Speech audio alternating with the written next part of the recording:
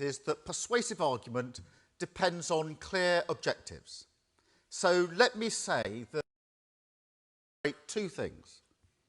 One, that Labour has a plan to tear down the barriers to opportunity that hold this country and its people back.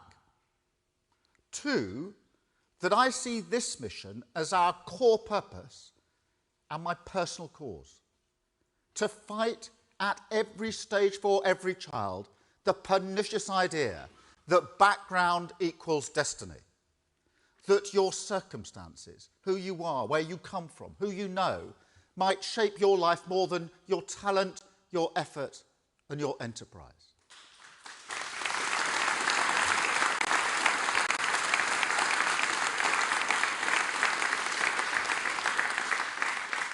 No, breaking that link, that's what Labour is for. I've always felt that, and it runs very deep for me. I grew up in a small town in southern England. We had a semi-detached house, pebble-dashed, as I think I may have mentioned previously, with mum, dad, 4 kids, 4 dogs, and a blue Ford Cortina outside. This was the 1970s. And I'm not pleading poverty, not at all. But that's just how life was. But I do look back now and think I've been on a journey. To go from an ordinary working class background to leading the Crown Prosecution Service and now the Labour Party, I feel both privileged and proud. But over the last year or so, I've been thinking more and more about it, because there's more than a touch of the 1970s about our economic situation right now. Like then, we face a cost of living crisis that gnaws away at our ability to move forward. So I think about what it felt like to get on during that period. About the fact I did see plenty of people from my background go on to achieve their aspirations. And I don't think I'm being too sentimental to say I grew up surrounded by hope. We took it for granted.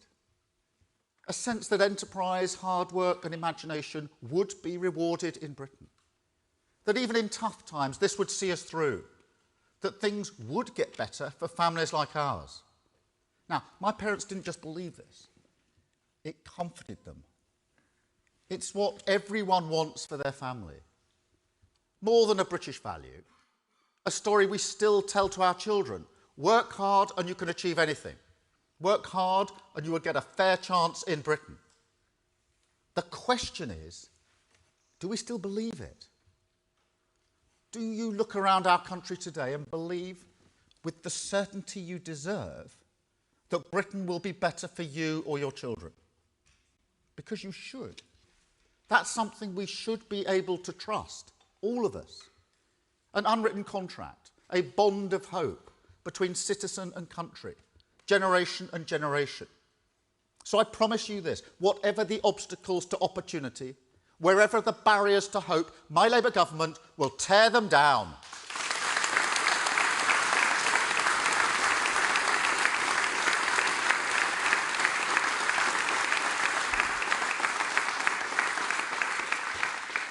And as with all our missions, we'll do so spurred on by clear and measurable goals. That we will change Britain, break the link between where you start in life and where you end up, and we can measure that. The earnings of our children should not be determined by those of their parents.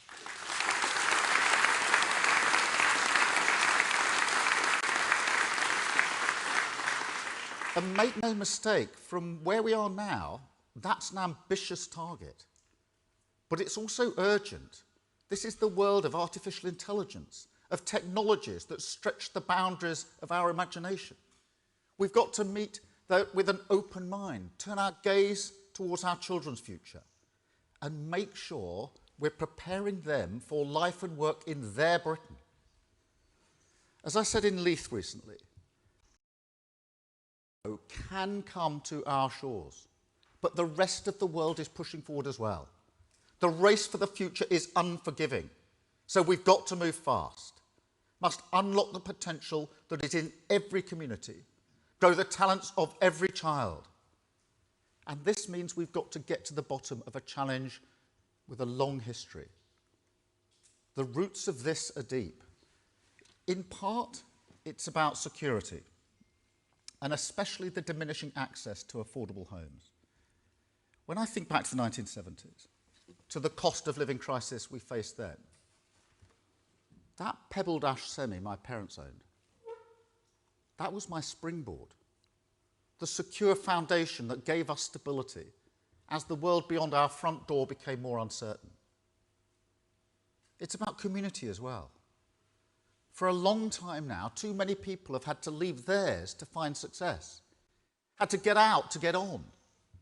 And when talented young people start to leave a town, it becomes hard to break free from that dynamic. It's a vicious cycle.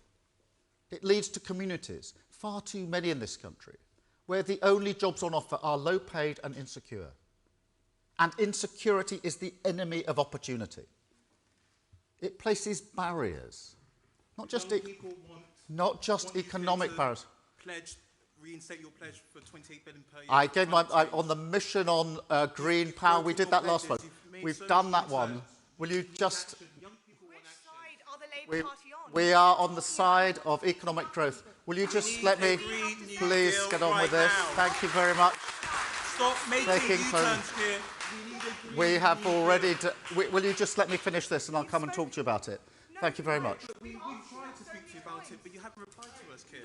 Look, we need a Green New Deal right now. Look, and you keep making my U-turns last speech here. was about this. Will you please? There's lots of people who want to hear this. Please don't drown them out. Please don't drown them out. Thank you very much. Thank you very much. Thank you very much. Thank you. Thank you very much. Thank you. Thank you very much. Right now. I think they may have missed the fact that the last mission I launched was on clean power by 2030, which is the single most effective way to get the green future that they and many others want.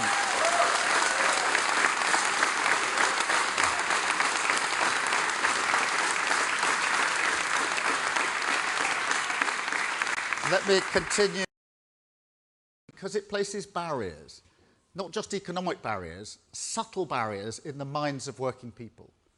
Chips away at the stability of family life, the reservoirs of confidence that people from less privileged backgrounds need to get on. And I'm sorry to say it, but that's what the cost of living crisis is doing right now, what the Tory mortgage bombshell is doing, what the total collapse of house building is doing.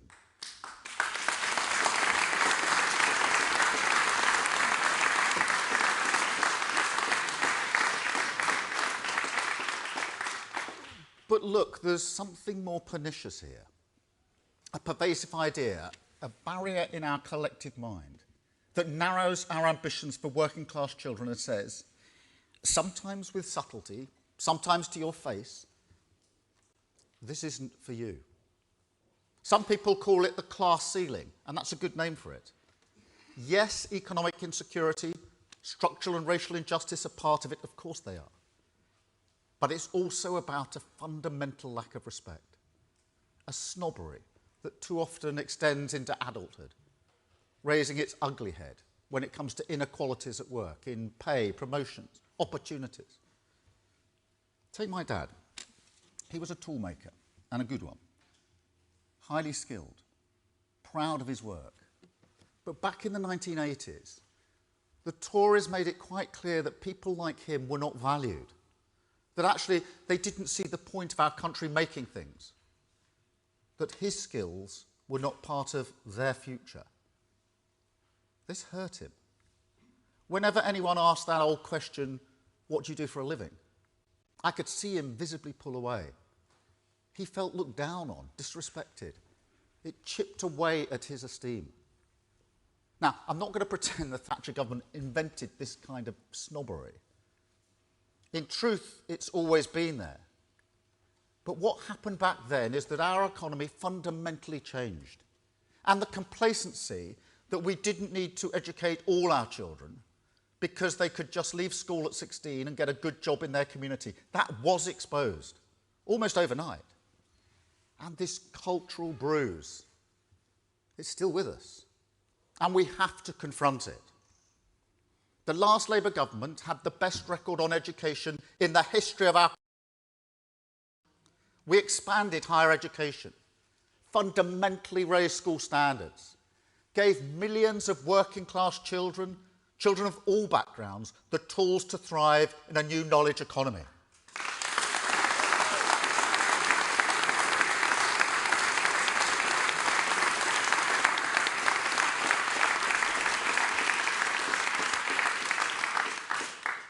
But honestly, we didn't tackle this.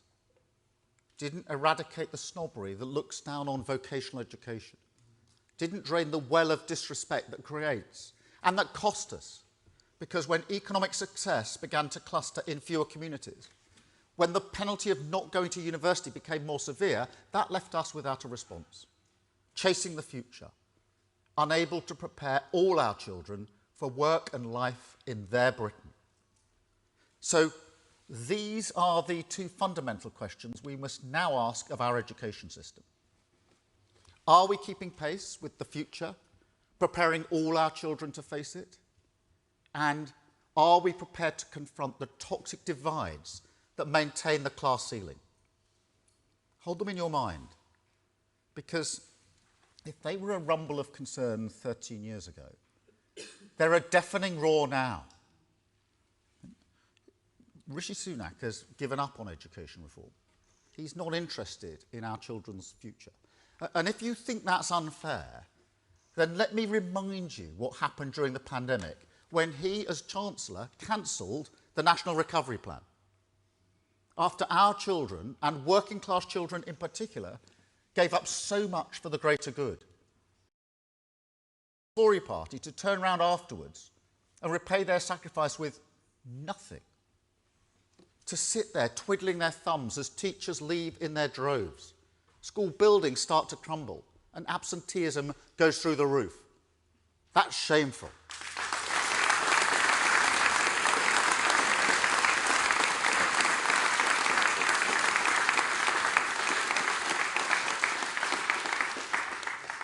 And this is what the Tories don't get. Those two questions, remember them? Can we prepare all our children for the future? Will we confront the divides that maintain the class ceiling? They're one and the same. I'm serious. The sheep and goats mentality that's always been there in English education, the academic for my kids, vocational for your kids snobbery, has no place in modern society. No connection to the jobs of the future. No, for our children to succeed, they need to be grounded in both, need knowledge and skills, practical problem solving and academic rigour, curiosity and a love of learning. That's always been critical. But now, as the future rushes towards us, we also need a greater emphasis on creativity, on resilience, on emotional intelligence, and the ability to adapt. All of the attributes, to put it starkly, that make us human, that distinguish us from learning machines, make our communities, our lives so rich and rewarding. Honestly, we've got to get this into our heads. It isn't the case that the status quo only fails children outside the academic route. Without modernising education, we're also failing the children who do go down that route, preparing them all for a world that's receding into the past. So just as I will bulldoze through planning laws to reignite the dream of home ownership, just as I will take the tough decisions necessary to win the race for the jobs of the future, rebuild the secure foundation opportunity depends upon, the safer streets, the cheaper clean electricity, the NHS fit for the future, sustained growth in every community, so too will I introduce a curriculum fit for the digital age. So too will I fight for vocational training to be respected as much as university education. Take our education system into the future and shatter the class ceiling. Thank you.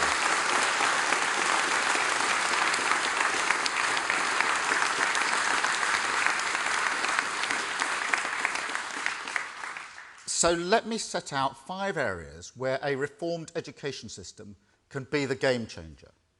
5 barriers that, taken together, we must tear down to prepare our children for the future. Barrier one, the insecurity that right now is destabilising family life. Our response, part of the strong foundation our children need to get on, most of all in the early years, which we all know from all the evidence are so crucial to lifelong flourishing. Let me tell you about Osob. This is a constituent of mine from Camden. Osob started attending Children's Centre when her son was 18 months old. At the time, she was sleeping on her mum's floor, suffering from depression and poverty. Now, thanks to the work of that Children's Centre, kept open by a Labour council, she's managed to get on her feet, a flat of her own, tailored support for her son, now diagnosed with autism, on his language development, and a place for him at the nursery. Osob is a parent's champion in our community now, a life turned around. But now, after the wreckage of the past 13 years, her story is becoming rarer and rarer. Now, I won't mince my words, rebuilding these services is going to be difficult, but we can start that journey with a clear target, to boost child development with 500,000 more children hitting their early language targets by 2030.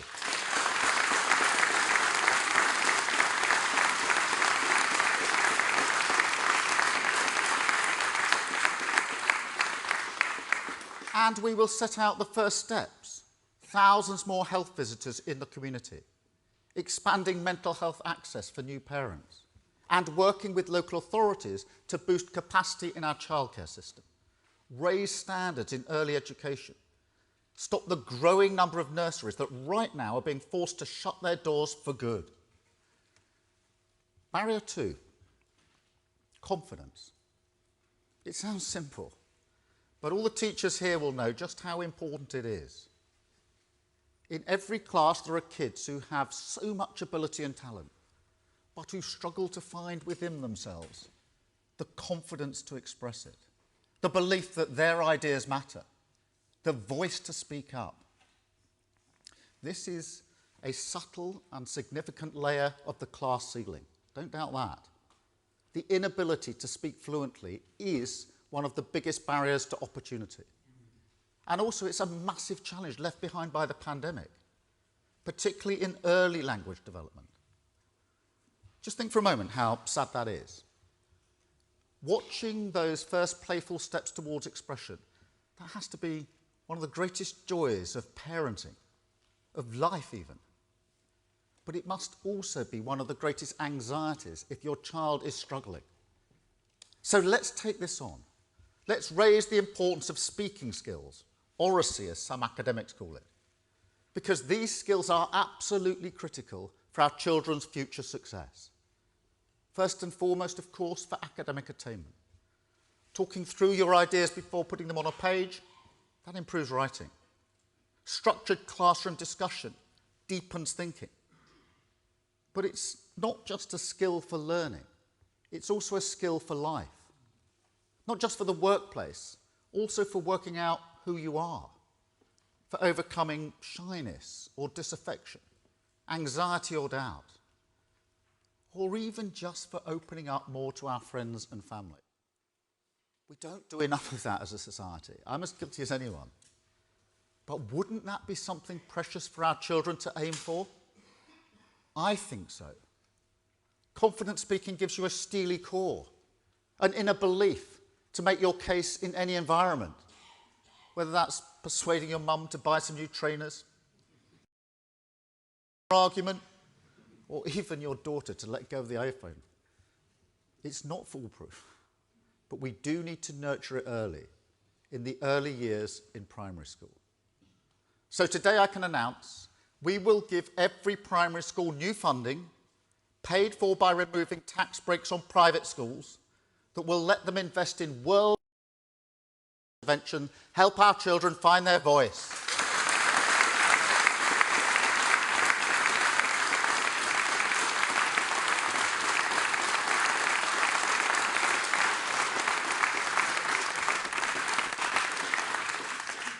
Barrier three, an outdated curriculum.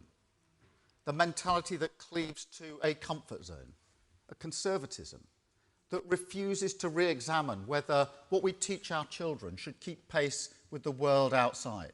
I say in no uncertain terms, it should. Because the race is on. All around the world, the best in class are rethinking their curricula. And every one of them is putting greater creativity front and centre, including countries like Estonia and Singapore. So today we start to catch up. We will update the Progress 8 performance measure, and we will use it to get children studying a creative arts subject or sport until they are 16.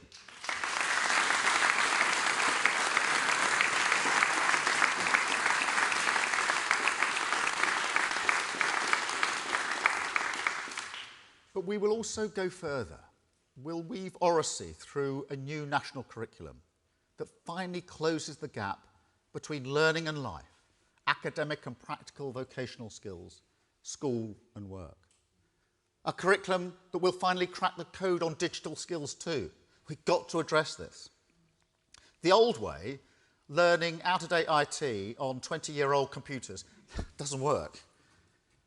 But neither does the new fashion that every kid should be a coder when artificial intelligence away. The basic truth is this: to prepare our children for their future, we've got to use every opportunity in every classroom to nurture digital skills. Ticking a one subject, one lesson a week box simply won't work anymore. So the next Labour government will review the national curriculum. And today, we will set out the principles of our review. How we must deliver high standards for every child. How we must crack the code on digital skills, starting that journey early in primary school. And how we need every young person, whatever their background, to see themselves in the curriculum, with role models and stories that can inspire them to do great things. And look, I know people have been arguing about this for a long time. And I salute those teachers who, over the past few years, have developed a rich curriculum of flowing knowledge, of deep conceptual understanding. And let me be clear, Labour will build on that. But this debate about the relative importance of knowledge and skills, people outside the education world are baffled by it. And they're right. Everyone with their feet on the ground in the real world knows you need both. And these old arguments, old practices, old divides, they're holding our children back.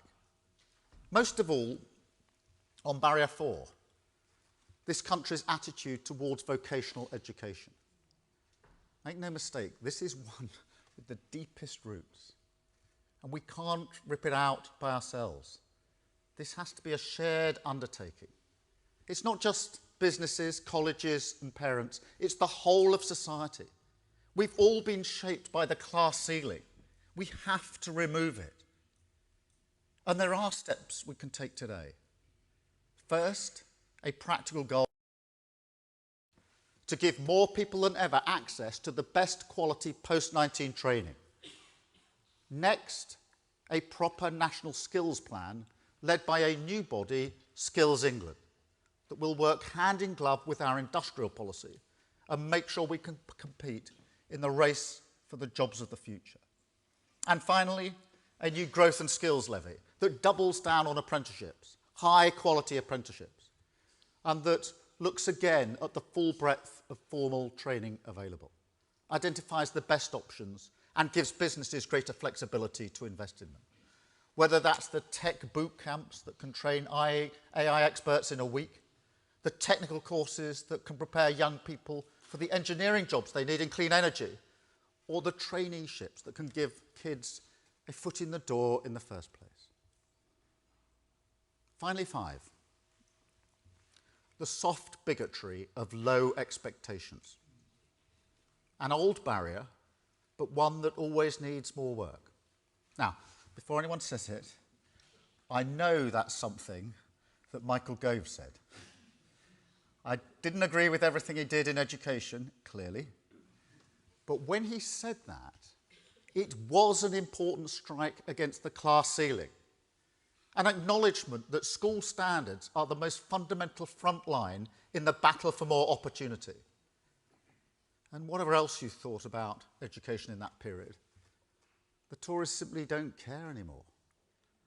They're not interested in raising school standards. How can they be when the number of teachers leaving the profession is at record highs? When in parts of the country, adverts for a maths, no applicants. We've got to turn this around urgently. That's why we'll tackle the retention crisis by rewarding great new teachers who commit to a career in the classroom.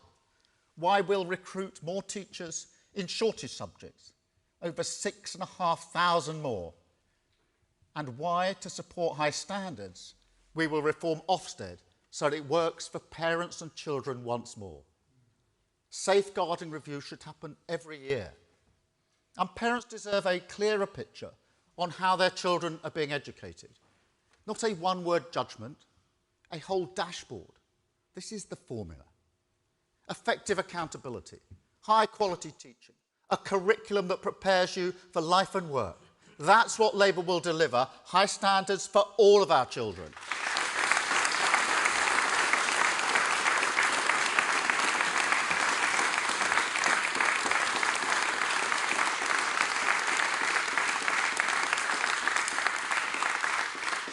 So, 5 barriers we can tear down. A new plan for a new future. The road to respect and shattering the class ceiling.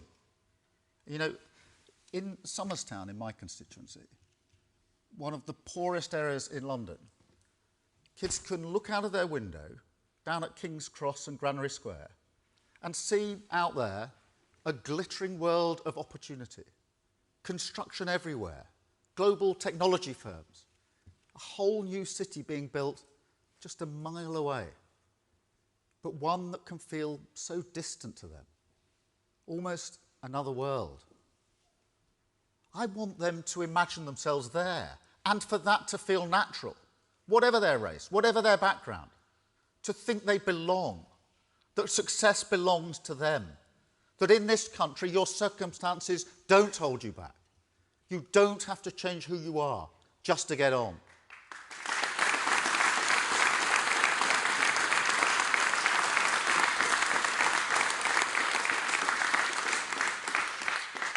And this isn't a zero-sum game.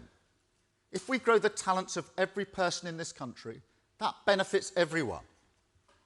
Think about it. The sharp elbows, the ladder pulling, the all-consuming fear of failure. It all springs from the same well as my dad's feeling of disrespect.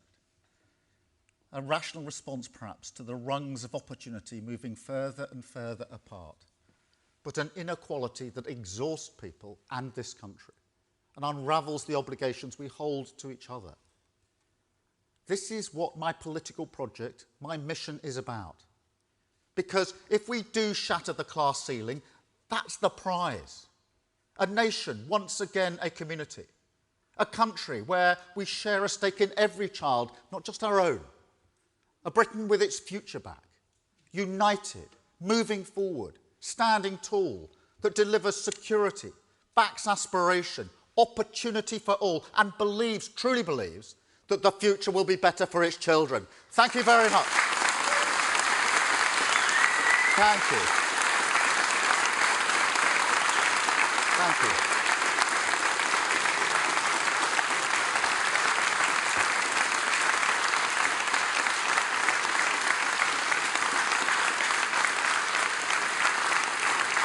Thank you.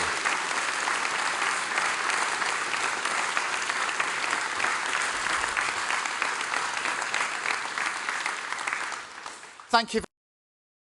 Questions from the media. Beth Rigby, I'm going to come to you first. Thank you, Keir Starmer. Beth Rigby, Sky News. Keir Starmer, your mission is to make sure every child isn't held back by their background. You said you want to get state schools to the same level as private schools, but it needs more than words. It needs resource. The National Association of Head Teachers have welcomed your reforms, but they have also said this, that it needs significant additional investment will be needed for schools that they need the more resource. So will you commit to more investment for schools and education ahead of the next general election to fulfil what you've already set out? Thank you. Yeah, but the approach I've taken in this mission and all our missions is to set out the change that we need to make and why we need to make it. In this case, removing those barriers to opportunity. And where that involves money, to explain how much and where it's going to come from. And obviously that getting rid of the tax breaks for private schools, the VAT, does yield over £1 billion, and that we will use for the jobs and for the initiatives we set out, including recruiting 6,500 new teachers, including the retention payment for existing teachers, and to create the framework in which they're better respected. So that's the approach we've taken. On the broader question of funding, what I would say is, look, a Labour government always takes education seriously. It is now possible to compare these 13 years with the 13 years under a Labour government, and you can see the difference, the emphasis on education and the quality of education. That's why I said what I did about the last Labour government. Obviously, as we get closer to an election, we will send out in even greater detail our funding. We can't hide from the fact we're going to inherit a really damaged economy after 13 years of failure.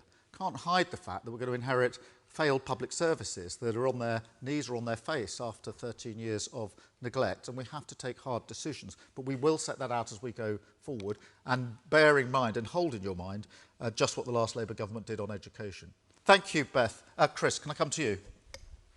Thank you. Chris Mason, BBC News. Tomorrow's going to see another day of disruption and missed education for many, with plenty of teachers out on strike. Realistically, why should we believe you'd be any better placed to sort this out, given, as you acknowledge, the constraints you might inherit economically? Because if I was Prime Minister, I had the privilege to be Prime Minister, and Bridget Phillipson was the Education Secretary of State, I would ask her and tell her and require her to get in negotiating every day of the week until it was resolved. They've got to.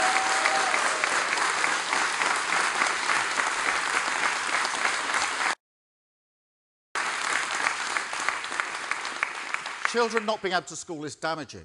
Everybody knows that. Teachers know it. Nobody wants this industrial action. We have to resolve it. The government's got a report, a recommendation. It's sitting on it, doing nothing. And in the meantime, it's not having the negotiations. So get in the room, negotiate and sort this out and get our schools back working. Thank you, Chris.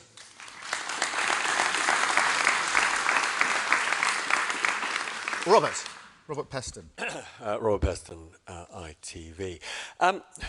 You mentioned in your speech school buildings that are crumbling, IT equipment that's obsolete, not fit for purpose.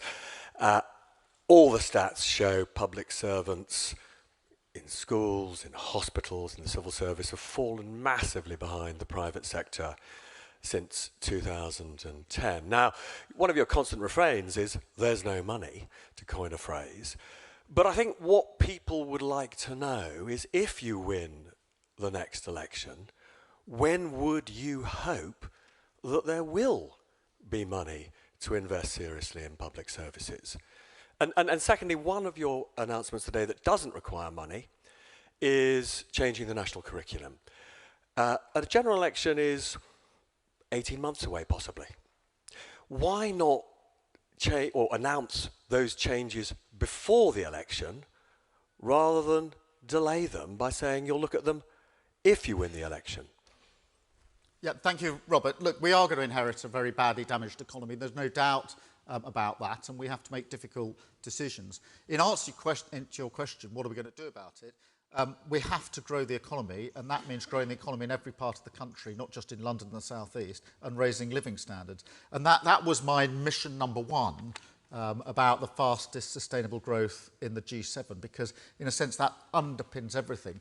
And the other missions are all ladder up to that central mission, because if we had grown the economy in the last 13 years, as well as we did under the last Labour government, we would have tens of billions of pounds to spend on our public services, on education, without making any alterations to tax. So that has to be the central driving force. I have to say that, not everything that we need to do is all about money. Some of the reforms are not about money, whether it's in education or in health, which I was speaking about the other week. And there are things that we can do now that we're setting out here. On the curriculum, look, what we want, we're determined to do this review and to change our curriculum. We need to do that in a thoughtful way, in a way that brings the country with it. This isn't the sort of thing that you should do for 2 or 3 years and then change back 2 or 3 years later. It's got to be part of a national debate, a consensus about where we go next. I think the case for change is compelling.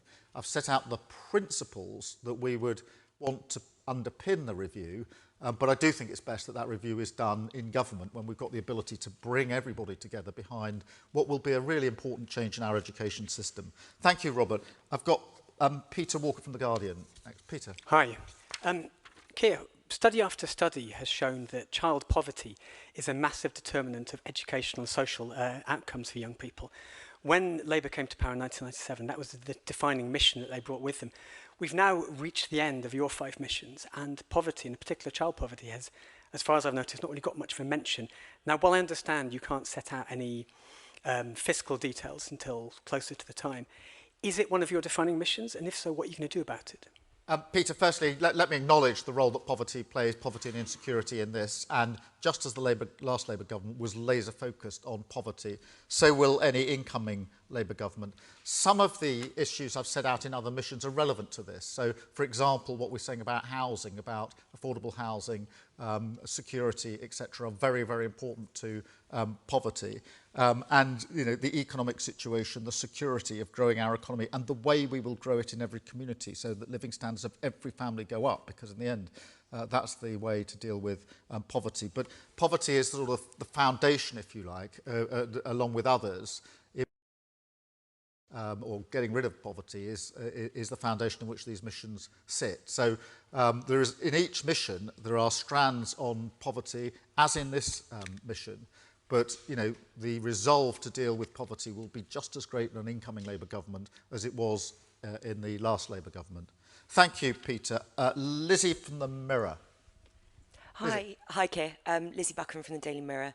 The Labour government in Wales, Andy Burnham, Steve Khan, the teaching unions, and a recent poll showed 89% of Labour members support expanding free school meals to primary school children as a tool to boost attainment and ensure kids don't go hungry. Why won't you consider it? Lizzie, thank you. I mean, this is a healthy debate in the country and in the Labour Party, and obviously a number of councils and in Wales and mayors have committed to it. We've taken a different route, which is clubs and other structured support, rather than go down that route. Of course, we want to move forward, but we are constrained by the economics, and we are constrained also by this question of whether that is the best targeting of the resources that we've got. But we've gone down the route of breakfast clubs, but other councils and Wales have gone down a different route. And it's a debate we should welcome as an ongoing debate about what's the best way here to move forward. Thank you, Lizzie. I've got Harriet from the Daily Mail. Harriet Line, the Daily Mail. You've spoken today about the cost of living pressures facing families across the country. Do you agree, as your candidate in Uxbridge says, that now is not the right time to expand ULEZ? Thank you very much for that. Danny Bills is our candidate in Uxbridge, very good candidate too. And he is rightly raising concern on behalf of what he hopes will be his constituents in relation to ULEZ, because we all understand the impact it has financially. I think it's important when we have this discussion to properly recognise the context. There is a legal requirement to deal with air pollution. So it's not just a political choice that is made in the abstract. It's got to be, and that's why ULEZ was, the first ULEZ was introduced by a Tory mayor. So, for the purposes of the by-elections, it's being used as a party political tool. But actually, the legal framing of it is there in legislation, which nobody can escape. And the first to put a ULEZ scheme in place were actually a Tory administration. But Danny Bills is right to say what he said in sticking up for what he hopes will be his constituents. Thank you, Harriet. I've got Steph from the Daily Express. Thank you. Steph Sparrow from the Daily Express. There are concerns that gender-neutral toilets in schools increase the risk of girls being harmed. Do you believe schools must have single-sex toilets? And then, if I may, would secondary schools need to inform parents when a child questions their gender identity under a Labour government? Thank you. I think this should be subject to guidance, and we've been calling for guidance for a very, very long time. We called for the government to put guidance in place a year ago, more than a year ago, and they still haven't done so. So I urge them to get on with that guidance. We can then all look at it and debate it against what the guidance is. And, you know, I say to the government yet again, bring that guidance forward, let us look at it, let us have a debate about it, and then with a bit of luck we can move forward in a way which puts protection and well-being of children at its heart and not political point scoring. Thank you very much.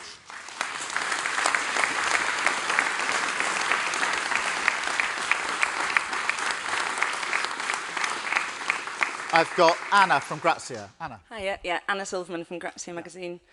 You talk about growing the economy, but parents, usually women, are dropping out of the workforce to pay for extortionate childcare. How would you make childcare more affordable? We've set out a number of measures in relation to childcare. I do acknowledge straight away that that is a barrier, particularly for all parents and carers, but particularly for women, and is important for the child as well. So we have set out the sort of down payment in relation to what we would do on childcare. Of course, we'd like to go further because it is very, very important, but Bridget's already set that out. It sort of underpins this mission rather than being a central part of what I set out this morning, but it is crucial to it. Thank you very much. Jack from The Sun. Do we need a mic? Oracy. Thanks very much, Sir Keir. Jack Elson from The Sun. Recently, your shadow work and pension secretary called the two-child benefit cap heinous and suggested that Labour would scrap it. Can you confirm if that is Labour's policy? And secondly, earlier, you railed against the arrogance of groups like Just Stop Oil. But in Labour-run Wales, they say they are cooperating with such groups, and Extinction Rebellion are even boasting about writing Mark Drakeford's green policies. Do you think that's appropriate? Look, in relation to the benefit cap, obviously that isn't our policy, and if it changes, I'll let you know. On Just Stop Oil, I mean, I just think they need to just stop. They're in, you know, particularly this last week, they've been interrupting iconic sporting events, causing massive disruption. There's a huge arrogance involved, that they're the only people that understand the argument. Their tactics, the only tactics going to win.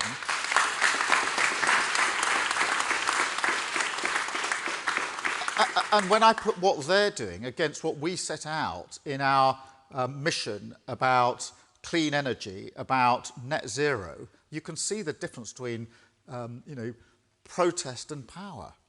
The gluing yourself, interrupting, interfering with other people's lives in this arrogant way, compared with the actual change we can bring about, which is with a Labour government absolutely committed to clean power by 2030. Thank you very much. I've got Dominic from the Telegraph. Thanks, Sir Keir. Dominic Penner here on the Telegraph. In January, Labour pledged to put the money for charitable status for private schools. You pledged that you'd spend that on 6,500 new staff. Today, you're spending it on various other bits in schools. Earlier this week, you said you would spend it on sort of golden hellos to teachers, 2,500 per teacher. Are you just spending the same money 3 times? And further to your U-turn on green energy, the latest in a line of Labour U-turns, how can voters trust you any more than the protesters earlier? Well, look, firstly, on the money, by abolishing the tax break for private schools, that yields over £1 billion. That's more than enough and adequately covers the commitment. One of the things that we do on these mission launches is to publish a supporting paper, which you've either got or will soon have, which sets out exactly what each of these commitments costs and how that money comes from the one. On the question of green power, there's no U-turn at all. We haven't backed down. We've doubled down. Because I gave a mission saying there are 5 big things that an incoming Labour government is going to do. Purpose-driven. The whole point of these missions is these are the 5 things that matter most. This is the change that you can expect to see after 5 or 10 years of a Labour government. And when it comes to difficult decisions, we will prioritise the missions over other things. That's going to be tough. So when I set out as my fourth mission, clean power by 2030, that is not doubling, that's doubling down on it, particularly on the £28 billion, which is a huge amount to invest for the future. So the framing, I just don't accept. I think most people look at that mission and say, if we could achieve that ambition, that is the route to lower bills, to energy security, because people boot on our throat, to the next generation of skills and jobs that are so vital, and of course what we need to do in order to meet our net zero obligations. So I think that's a very ambitious mission, and not many people who heard that speech or looked at that mission have said to me, you're not going far enough. Most of them said, whoa, that is going to be a real hard thing to achieve here, but if you can, fantastic. So I don't accept that framing, I'm afraid, Dominic, with all due respect. Poppy from the Eye. Thank you, Keir. Poppy Wood from the Eye. You said earlier this year that Labour would move on from its 2019 manifesto pledge to scrap university tuition fees and come up with a new plan to fix the current broken system, but you still haven't done so. Research shows that poorer students tend to leave university with far higher debt than their more advantaged peers. Can you really say that Labour will smash the glass ceiling while saddling poorer university students with tens of thousands of pounds of debt? Look, we've got to change the tuition fees system because it is unfair and it needs to be changed, and we are going to put forward a plan, a fully costed plan, to show how we're going to do that. So we will set that out in due course and obviously take any questions at the time in relation to it. And it is very important for reasons that everybody understands in terms of the debt that young people at the moment carry with them. But I would also say this, and it was in the heart of the speech, when it comes to the class ceiling, whilst I do want more and more people to go to university, and obviously for me to be the first in my family, big thing for me and my family, equally, I want people to take the vocational route, the technical skills, the apprenticeships, etc., and for that to be equally valued. And therefore, this issue of tuition fees is part of the argument, but it cannot be construed in any way, I don't think, as the whole of the argument, because that wouldn't leave out of account all those people who don't go to university. So we will set out our plans, and you know, we are constrained. You know, when I say, and I've said this a number of times now, that the country, the economy that we inherit, if we are privileged enough to come into power, the economy will be damaged, really badly damaged, really badly damaged. This is not 1997 where the economy was growing. This is a really badly damaged economy after 13 years of very little growth, exacerbated by that kamikaze budget, with public services not on their knees but on their face. That means that we will have to take difficult decisions and that we may not be able to do all the things that an incoming Labour government would want to do as quickly as we would like to do, because that is what we inherit. But what I'm setting out is the basis on which we will take our country forward, and the change that people can expect to see after 5 years. And the idea of mission is this sense of driving purpose, so we don't get knocked off course, so that we can measure against it, and so that we can take priorities and decisions about priorities in a consistent and coherent way. And frankly, if we'd had anything like the strategy and certainty that I'm setting out now in the last utter mess that we're in, and we're going round and round in circles, chopping and changing, complete failure. 5 prime ministers, 4 chancellors in the last year. This may be politically amusing. For the future security of the country, it's a disaster, and the sooner we can get rid of it, the better. Thank you very much. Thank you all very much. Thank you. Thank you. How are you?